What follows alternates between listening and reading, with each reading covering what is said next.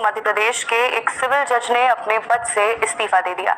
उन्होंने ये कदम न्यायिक अफसर राजेश कुमार गुप्ता के हाई कोर्ट जज बनने के बाद उठाया। ये वही जज हैं जिन पर सिविल जज ने सेक्सुअल हैरेसमेंट के आरोप लगाए थे।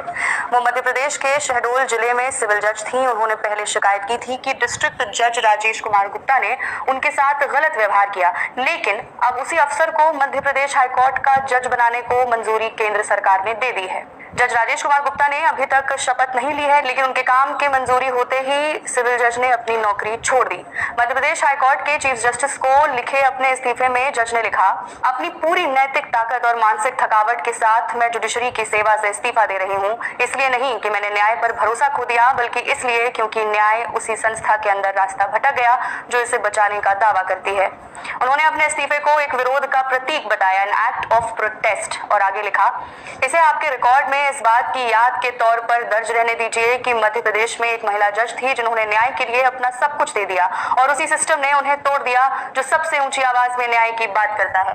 ये इस्तीफा तब आया जब सिविल जज ने इस साल राष्ट्रपति और सुप्रीम कोर्ट के कॉलेजियम को अपनी शिकायत चिट्ठियां लिखी थी, जिनमें उन्होंने राजेश कुमार गुप्ता को हाई कोर्ट जज बनाए जाने पर दोबारा विचार करने की अपील की थी। वो सिविल जज उन 6 महिला जजों में भी शामिल थी जिन्हें जून 2023 में मध्य प्रदेश सरकार ने नौकरी से हटा दिया था।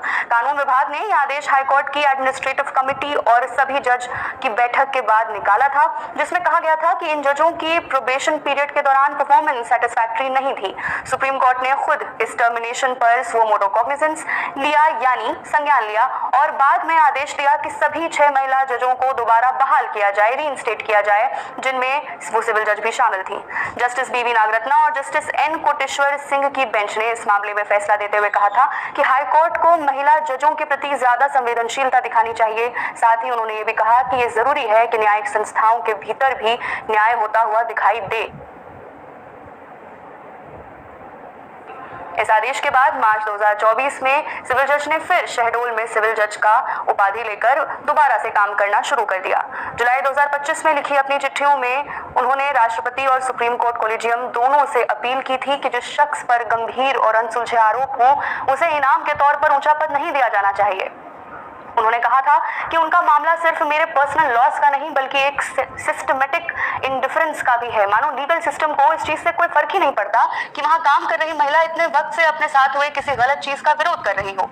सिविल जज के अलावा राजेश कुमार गुप्ता के व्यवहार को लेकर 2 और जुडिशियल ऑफिसर्स ने भी शिकायतें दर्ज की थी, और इन सब रिटन कंप्लेंट्स के बावजूद इस बात का कोई भी संकेत नहीं है कि हाई कोर्ट ने इन कंप्लेंट्स पर अपनी इन्वेस्टिगेशन ही शुरू कर दी हो। सुप्रीम कोर्ट कॉलेजियम ने जुलाई 2025 की शुरुआत में राजेश गुप्ता का नाम हाई कोर्ट जज के लिए रेफर किया था और केंद्र सरकार ने 28 जुलाई तक मंजूरी दे दी थी।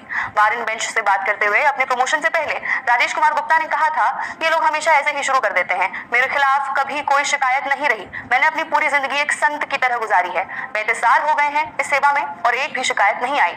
मेरी रिटायरमेंट भी अब करीब है, बाकी हाई कोर्ट सब कुछ कंफर्म कर सकता है, लेकिन मुझे इस मामले में हाई कोर्ट से कोई भी जानकारी नहीं मिली है। वहीं रेजिग्नेशन लेटर में सिविल जज ने लिखा, राजेश कुमार गुप्ता जिन्होंने मेरे दुख को ऑर्केस्ट्रेट किया, उसे बढ़ाया, उनसे कोई सवाल नहीं किया गया, उन्हें इनाम मिला, सिफारिश मिली, प्रमोशन मिला, समन की जगह मंच मिला, जिन पर मैंने आरोप लगाए, न हल्के में न गुमनाम रूप से बल्कि तथ्यों के साथ और उस बेपर्दा हिम्मत के साथ जो एक घायल औरत ही जुटा सकती है, उन्हें तो सफाई देने के लिए भी नहीं कहा गया। न जांच, न नोटिस, न सुनवाई, न जवाबदेही। Now he started justice. न्याय शब्द पर एक क्रूर मजाक है।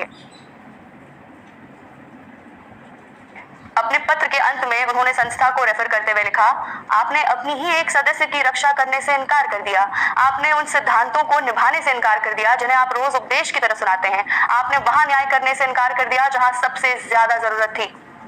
इस खबर में फिलहाल इतना ही। मैं हूं